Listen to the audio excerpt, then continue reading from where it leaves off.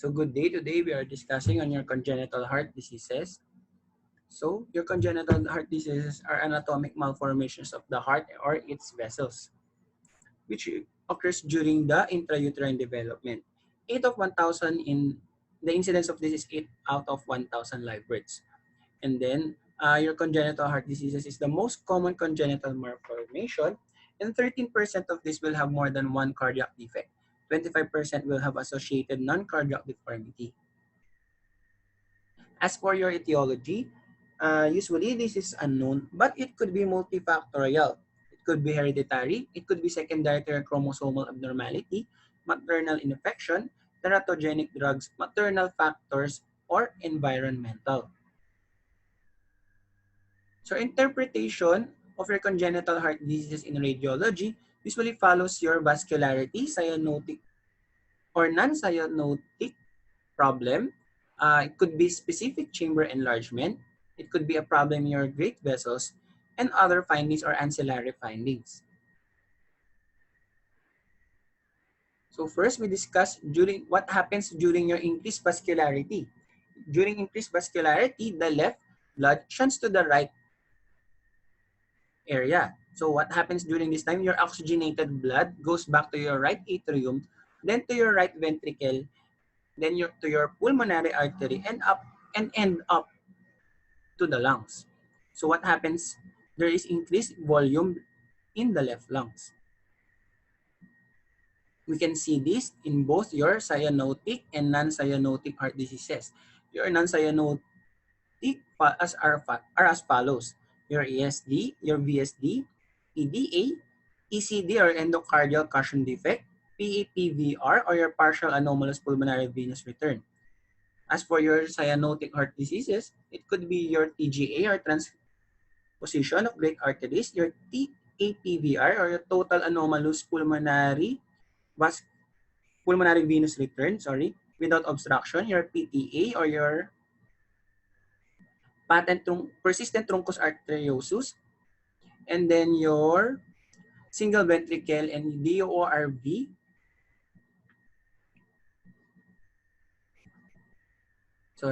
Your DORV, your double outlet right ventricle without pulmonary stenosis. Aside from your increased vascularity, there is decrease in vascularity. So what happens during this time? There is some degree of obstruction. For example, is during your stenosis, which is no blood goes to the lungs.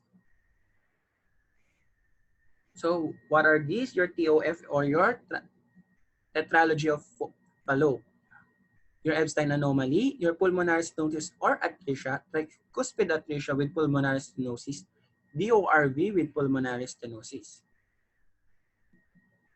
If you have increased and decreased vascularity, there is also normal vascularity wherein the problem is not in your vessels, but in your aorta, like in your coarctation of aorta and aortic stenosis. So other than these three, it could also be increase in venous vascularity. Meaning, venous, so the problem is in the left or in your vessels, your pulmonary veins. So what are these? Your hypoplastic left heart, your pulmonary vein stenosis, your TAPVR with obstruction. So we discussed each one of them. So your ventricular septal defect. So what happens during your VSD or your ventricular septal defect? There's a defect between the two ventricles, your left and your right ventricle. There's communication between the two. What happens? There is shunting of the left blood to the right.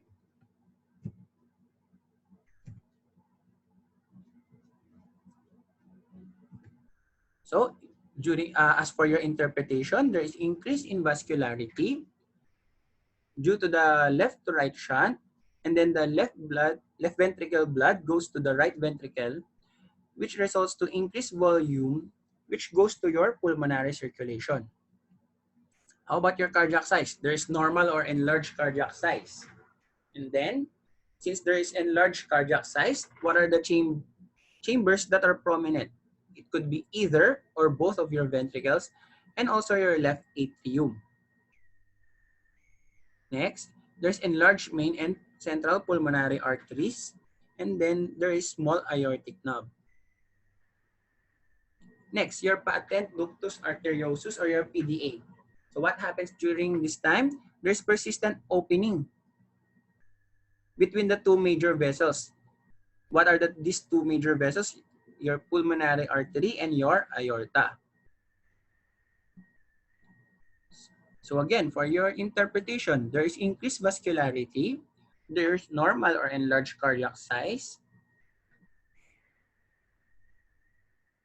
The chamber prominents are your ventricle and your atrium in the left, and then enlarged main and central pulmonary arteries, and then there's a prominent aortic knob. Sorry. So what happens? Why there is left ventricle and left atrium and prominence? Usually, this happens due to resultant extra blood volume circulated to the lungs is returned to the left atrium and then to your left ventricle, causing them to enlarge. So next, your atrial septal defect as opposed to your ventricular septal defect is a defect between the atria naman. So again, as for your interpretation, there is increased vascularity due to your left to right shunt, which results to increased pulmonary circulation, cardiomegaly, due to volume overloading and enlargement. Why? Because there is increased delivery of blood into the right atrium and subsequently to the right ventricle. So, ano yung prominent na chambers? Your right atrium and your right ventricle.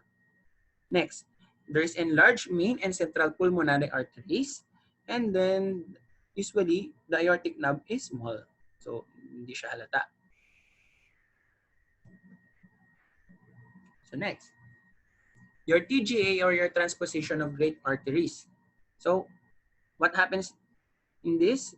The two main arteries leaving the heart are reversed or transposed. As to usually the aorta drains to the right ventricle and the pulmonary artery drains to your left ventricle. So baliktad.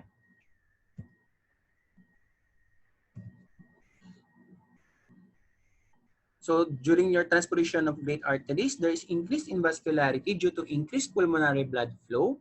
And then all chambers dilate. So lumalaki lahat. So there is cardiomegaly. So usually, kung naalala, the cardiac silhouette shows egg on its side or apple on a stem. There's narrow vascular pedicle. Usually due to the anteroposterior positioning of the aorta and pulmonary artery. Your PTA or your persistent truncus arteriosus. So again, there's increase in vascularity. There's pulmonary venous congestion or edema that usually seen in type 1. There's cardiomegaly. The chamber prominence are either or both your ventricles, the left and the left atrium. And then there's concavity of the main pulmonary artery segment, usually seen also in type 1. Sorry, what happens during your PTA? So there is the embryological structure known as the truncus arteriosus fails to properly divide into pulmonary trunk and aorta. So this results in one single arterial trunk arising from the heart and providing mixed blood to the coronary arteries, pulmonary arteries, and your systemic circulation. So the blood is delivered to the truncus under systemic pressures. Thus, good portion of the blood is preferentially directed to the lower pressure pulmonary artery and creates a systemic to pulmonary shunting or your left to right shunting, with the resultant pulmonary vascularity engorgement.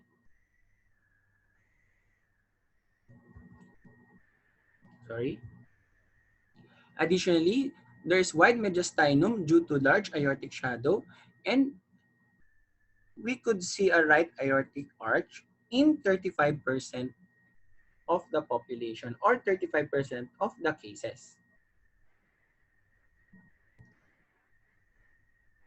Next, your TAPVR or your total anomalous pulmonary venous return.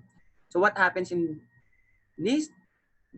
Usually results from a persistent connection of the pulmonary veins to the right side of the heart. So there are four types. So your supracardiac, this area, and then your cardiac, infracardiac or below, and it could be mixed. So as for your interpretation again, so there is increase in vascularity because again, left to right shunt. There is cardiomegaly. The prominent chambers are your right atrium and right ventricle. There's enlarged systemic vein into which drainage occurs.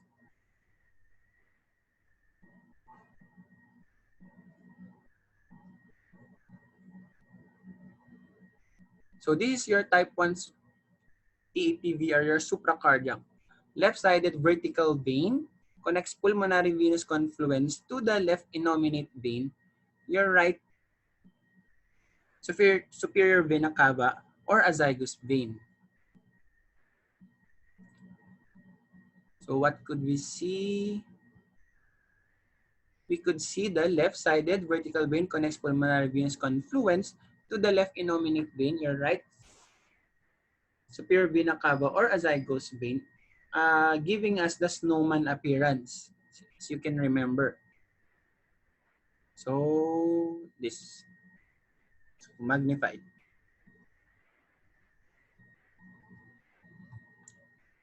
So next is your intracardiac, which is there's connection to the right atrium or coronary sinus. Next, your infracardiac, there's connection, the connection is below the diaphragm to the portal vein, ductus venosus, or hepatic vein. There we can see pulmonary edema, but the size of the heart is normal. There's prominence of the right atrium and less often the right ventricle. So there's also mixed type with various connection to the right side of the heart. So halo-halo siya.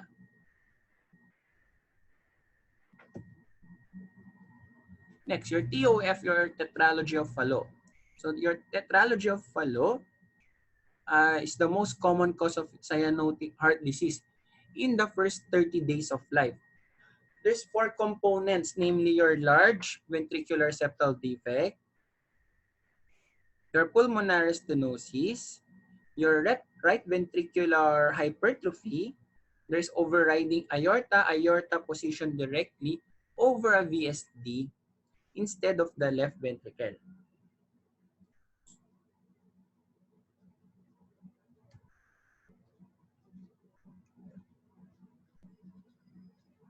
As for your interpretation, as opposed to the earlier discussion, now there is decrease in vascularity.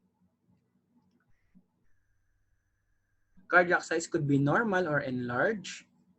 The right ventricle is prominent. There is concavity of the main pulmonary artery segment, prominent aorta, and the right aortic arc. So what can you remember in this configuration? So this is your boot-shaped heart or your TOF.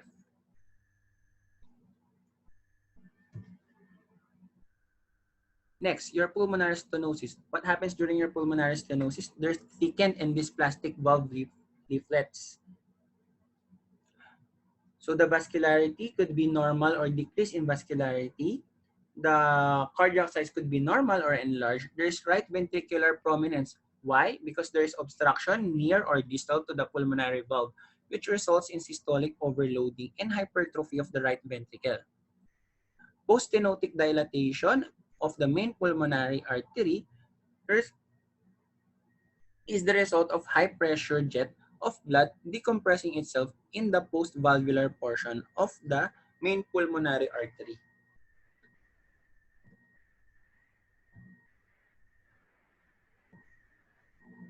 Next is your Epstein anomaly. Again, there's decrease in vascularity, there's marked cardiomegaly. Remember, this is the balloon or box-shaped heart. And then there's right atrial enlargement. So what happens during this time? The tricuspid valve doesn't work properly. So the blood leaks back to the right atrium. So no blood goes to the right ventricle and pulmonary circulation. So there is decrease in vascularity. Why is there marked cardiomegaly? Marked cardiomegaly is due to the right atrium and right ventricle dilatation. And in long-standing cases, the right ventricle bulges along the left upper cardiac border, resulting into your box appearance.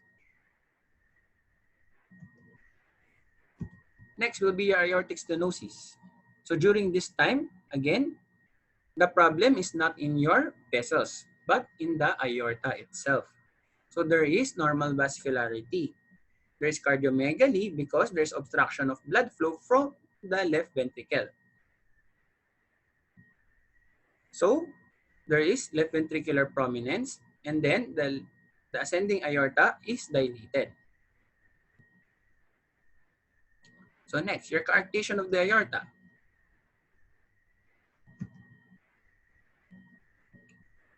What happens in coarctation of the aorta? The aorta is narrow and usually in the area where the ductus arteriosus or ligamentum arteriosum inserts. So there is normal vascularity, there is cardiomegaly, and then the left ventricle is prominent. So what can you remember of your coarctation of the aorta? Is the number 3 sign. Usually in long standing, there we could also see the rib notching. Okay. We could see this usually occurs along the inferior margin of the third to 8th ribs, caused by pulsation of dilated intercostal arteries. Okay, so next is the 3D reconstruction of your coarctation of the aorta.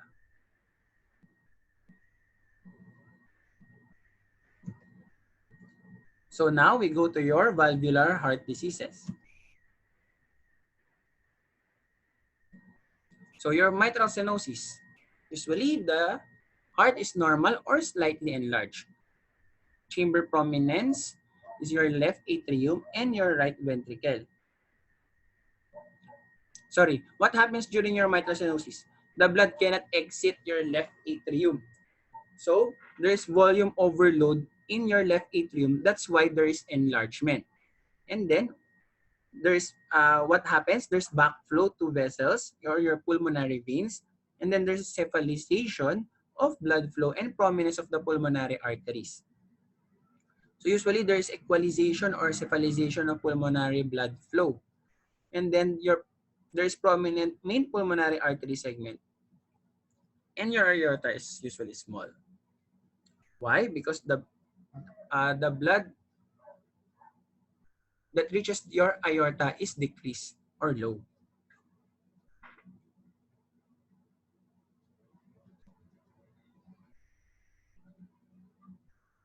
Next, your mitral regurgitation. Actually, there is cardiomegaly. The prominent chambers are your left atrium and left ventricle. Usually, the prominent left atrium usually is seen in your mitral regurgitation, but we could also see this in your mitral stenosis.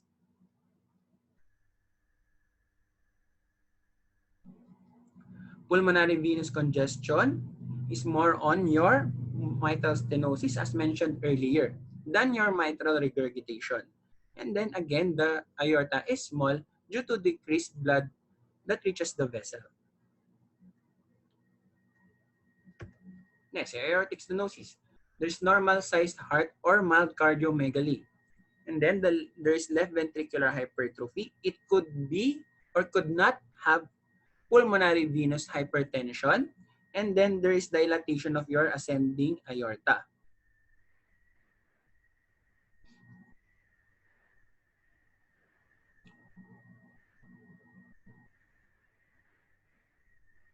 So also there could be or could have not have calcification.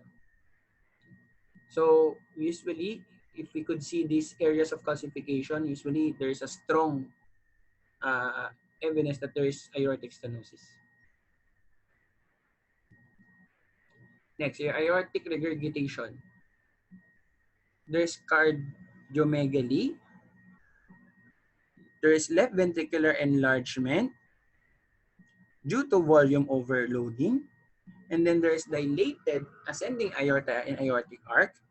But there is normal pulmonary vascular. Why? Because the defect, again, is at the level of the aorta.